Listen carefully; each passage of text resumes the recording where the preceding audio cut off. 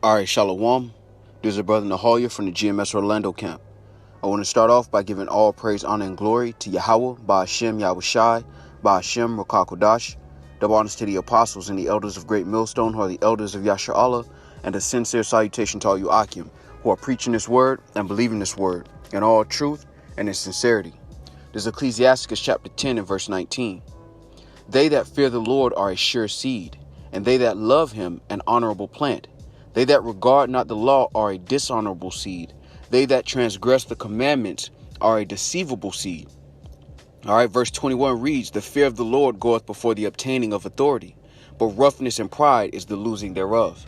Now I want to go into a lesson on us finding manhood. All right, and this is based on inspired by a comment that was left on my comment board through the Spirit and power of Yahweh Shemel Shai. From a brother whose handle's name is BH. All right, so his YouTube name is BH, and he asked a question, a few questions in one. All right, and I want to get the gist of his question. He said, how does God expect me to do my purpose and be all I can with him when my social media accounts is always being hacked or monitored, stalked by strangers, struggle with income, can't get happiness with a spouse because ladies always trying to block from other women, and the list goes on. I feel like my manhood is being taken away in order to be a man of God. And that's exactly what's happening. But it's not manhood that you're losing. All right, what you're actually losing is vanity. What we have been taught is manhood in this life is vain. All right. And that's why in Ecclesiastes, the 10th chapter, it says roughness and pride is the losing thereof. You know, this whole machismo thing that goes on in America, where Esau has put up this pedestal of what a man should be in his society. All right. It's really vanity. All right. Because his idea of manhood is the sword, death. All right. Being able to rule over other people with pride. That's his idea of manhood. And that's why you see a lot of these rap artists portray the same traits as Esau. You know, they have these music videos, and what they have in the videos, guns, and they show off their money, and they tell other brothers that look just like them that they're going to have sexual relations with their woman. And all of those things are roughness and pride, man. And that's what we've been taught in this society is manhood. And you're right. You know, you're losing these things. And you're not having your way as far as the vanity of this world is concerned, because you are, if you can understand it and receive it and endure it, most importantly, you're being taken through the path, the straight gate to becoming a man of Yahweh Shemel Shai. And in order to gain, all right, again, Ecclesiastes 10 and 21, the fear of the Lord goeth before the obtaining of authority. So we are developing and perfecting, if you will, the fear and the service of Yahweh Shemel Shai. Before you have those tangible things that come with being a chosen seed of the Heavenly Father, an honorable plant, as it says in Ecclesiastes 10, we have to go through rough ways first. All right. That city that has been set on the hill. All right. It's set on a wide place, but we have to do what? We have to go through the narrow first. All right. And that narrow is that straight gate. When you go into that word straight, it's a position or point of difficulty. All right. And it's the spirit, too, because last week, or not even last week, last night, we were going into this, that even with Esau, all right, when he puts people in his wars, all right, before he puts them in the wars, he breaks them down. He shaves their head. He puts them in basic training. He yells at them. He breaks down their mental fortitude, and then he builds it up according to his agenda. That's what the Lord is doing for us. We're going through rough ways. We're all suffering. All right. And if you can understand it, no temptation that is touching you. All right. Matter of fact, let's get that in James. All right. This is James. Oh, it's a beautiful chapter. This is James chapter 1 and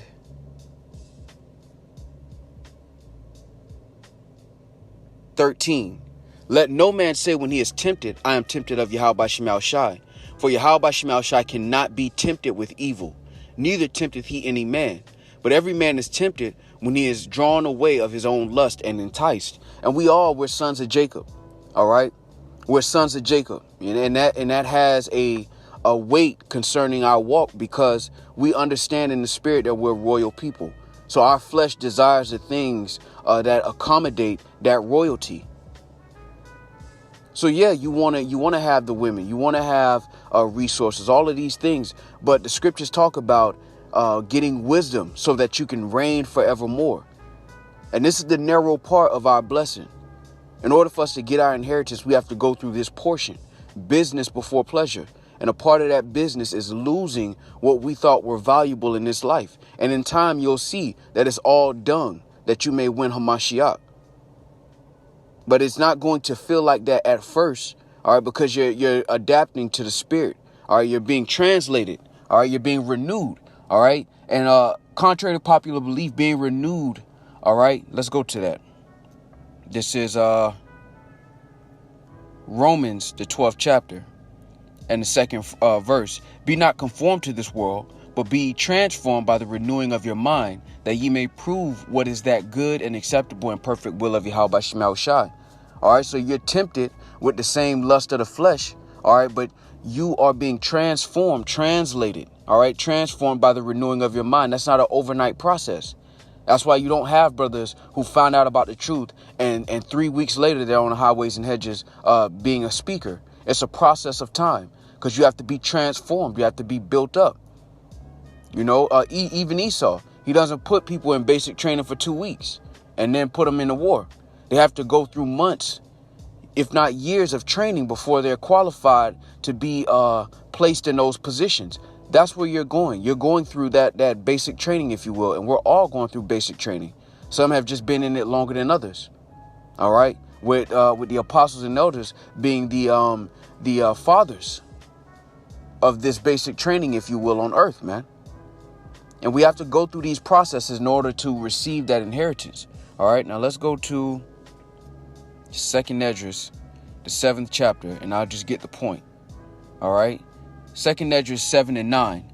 If this city now were given unto a man for an inheritance, if he never shall pass the danger set before it, how shall he receive this inheritance? And I said, It is so, Lord. Then said he unto me, Even so also is Israel's portion. All right. Now, when you go up, and I'll go up to verse 7, all right, it talks about a city, which is the inheritance. All right. Having abundance, having wives and children, and being able to enjoy it, being in a seat of power and not being reigned over, instead reigning over other nations. But in order for us to get that, we have to go through the danger set before it. And a lot of that danger has to do with ourselves. All right. The brothers in Birmingham said this, and it stuck with me, too. This body is a cell inside the jail, because a lot of your fights really happen on the battlefield of your mind, with you having to resist the temptations that your flesh desires. All right. So this is 2nd Esdras 7 and 7. The entrance thereof is narrow and is set in a let's start at 6. There is also another thing. A city is builded and set upon a broad field, and is full of all good things. The entrance thereof is narrow and is set in a dangerous place to fall, like as if there were a fire on the right hand and on the left a deep water, and only one path between them both, even between the fire and the water, so small that there could but one man go there at once. If this city now were given unto a man for an inheritance, if he never shall pass the danger set before it, how shall he receive this inheritance? And I said, It is so, Lord. Then said he unto me, Even so also is Israel's portion. So we have to go through this narrow, all right, which goes back into that straight gate that Hamashiach mentioned in Matthew the 7th chapter, the 13th verse. And that's us losing the things that we thought were valuable in this vain life that we have here under Esau Edom. And as we grow, Lord willing, we endure unto the end, we begin to understand how frivolous and how unvaluable those things really are. And we begin to understand what is truly important. And that is the fear, the wisdom, the knowledge, and the faith of Yahweh Shema Shai, the things that aren't seen, the untangible things, the things that money can't buy. And as we're perfected in those things, will be the kingdom of heaven all right, which comes with a physical kingdom, will be given unto us under Hamashiach. Lord willing, we endure to the end and are part of that first fruit dominion. But that's what we're being trained up for. Life is about suffering. We all have to suffer for something, all right? It just so happens that the Lord has called you to suffer for righteousness' sake. And at the moment, it may not seem profitable, all right, when you're first starting off, because it's not chastising, isn't joyous but grievous. But afterward, it yieldeth the peaceable fruit of righteousness. And then you're going to thank the Lord for saving you from yourself. Because a lot of the things that we want in the flesh, if not most, all right, are really destructive to us. There are things that we may enjoy for a moment, but we may spend days, years suffering for it or paying consequences for it. And really, the Lord is saving us from those consequences by denying us of those things that we desire in the flesh, that we may perfect the spirit through his spirit. All right, because we all have plans, but the Lord is directing your steps. All right, and if you're suffering, all right, if you're being chastised through the spirit and power of Yahweh by Shemal Shai, all right, you have to embrace it and endure it. Most importantly, the scriptures talk about it not being joyous. It's not like you're going to take every situation that happens with a smile on your face.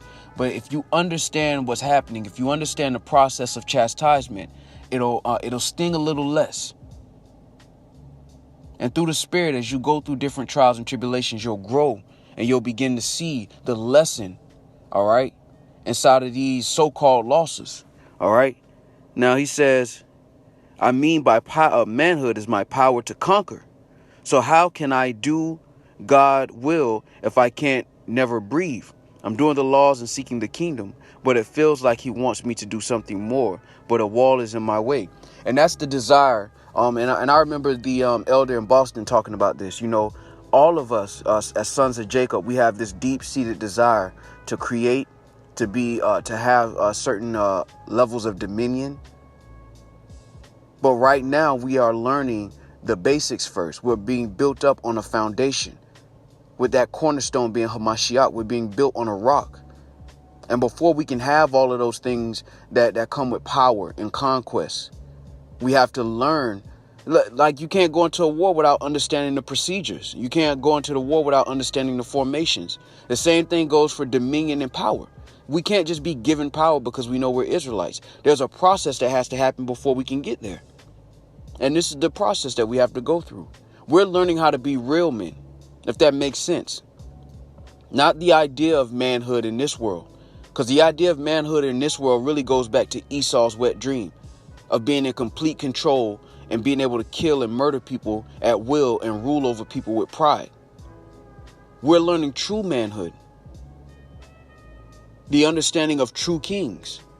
Esau's a servant playing king. And everybody's chasing that as if it is actual royalty. It's not. You have a royal spirit. And because of that, our flesh desires these things that come with that royalty, but we have to, with patience, wait for it. Because it's not just about us having conquest and power. It's about the world benefiting from that rulership. All right. And I'll end it with this.